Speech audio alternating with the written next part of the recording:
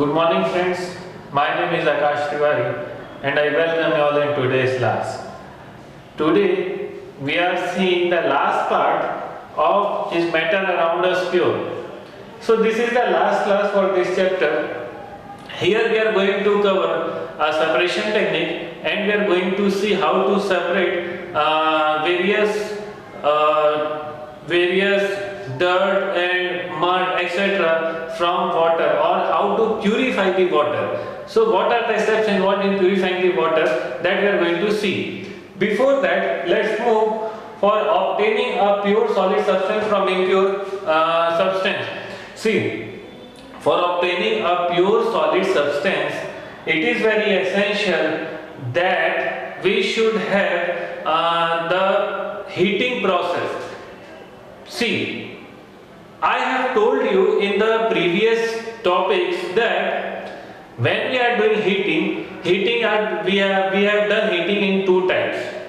One is heating directly, that is boiling the substance up to 100 degrees Celsius. For example, boiling the water up to 100 degrees Celsius, because of this, the water starts converting into vapor or a gaseous state. Okay, and the second option was a surface phenomena which was known as evaporation. We were doing evaporation, but we were not heating the water up to 100 degrees Celsius, but below the 100 degrees Celsius, and the water converts into vapors. We are using the vapors. Similarly, here also for obtaining a pure solid substance from impure sample, it is very important to evaporate the substance, not to boil. Okay, very important point. Crystallization is a process which we are going to see here. It is the process of cooling a hot and concentrated solution of substance to obtain a crystal.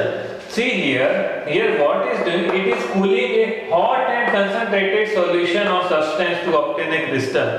For obtaining a crystal, actually this process is what it is saying, that we have to obtain a pure solid substance. This pure solid substance, this is nothing but a crystal. Now you will ask, what is a crystal here?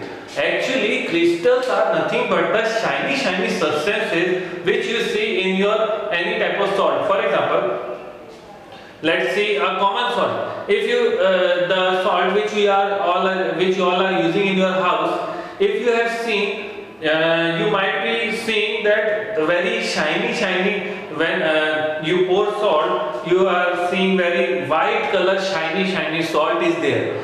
This shiny salt, this shininess is because of this crystal. Okay, these crystals are involved in their shininess. This is very important, that crystals are bringing the shininess into the salt.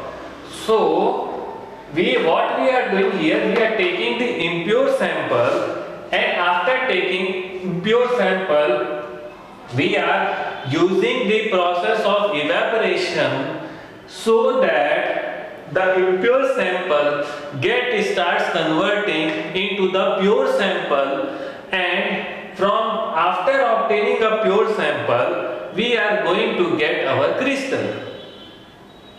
Here what we are doing, first of all what we have to do, we have to take an impure sample, then we have to add water so that water get mixed with the impure sample, and we have to start heating, not directly, we have to do evaporation process. At the time of evaporation process, what will happen?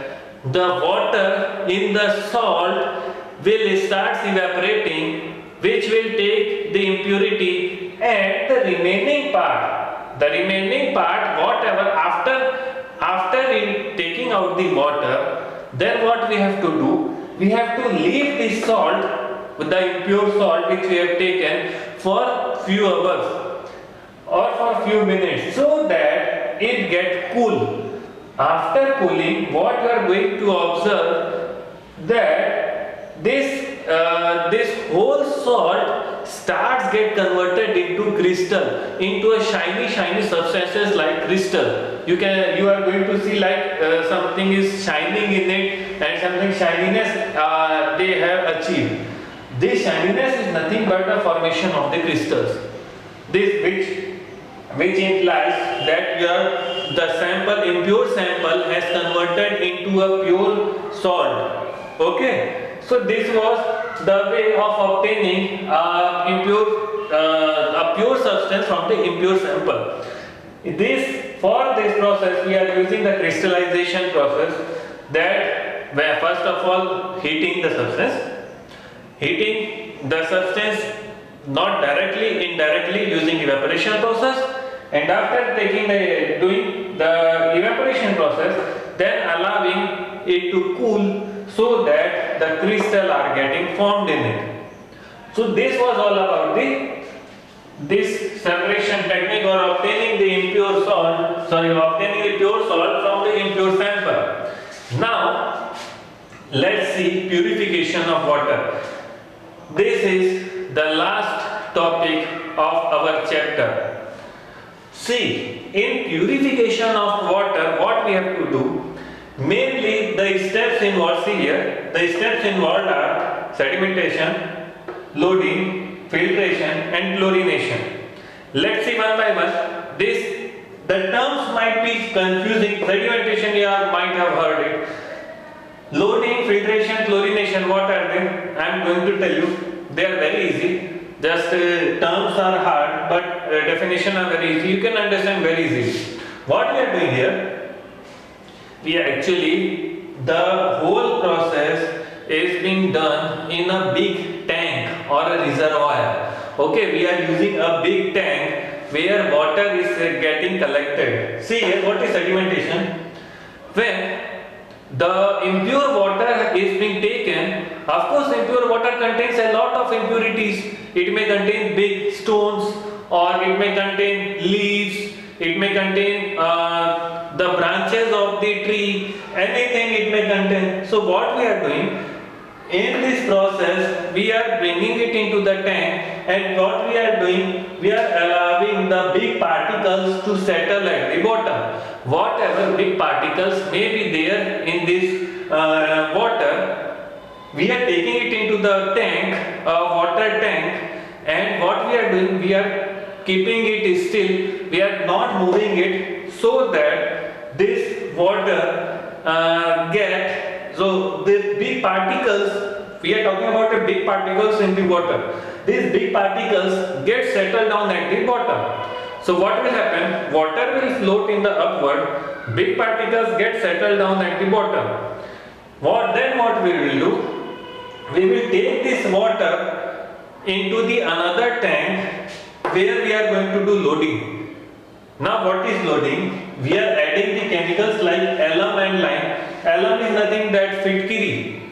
Okay, we are taking this alum and lime and is added to bring the fine sand, gravel, etc. to the bottom.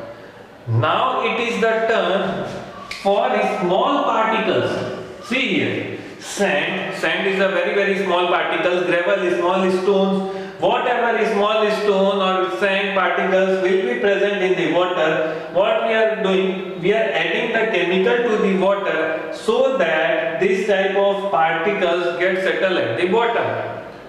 So in the second process, what we are doing, we are bringing these small particles to the bottom. Here what we were doing, in the sedimentation we are bringing big particles to the bottom. In loading we are taking the small particles to the bottom.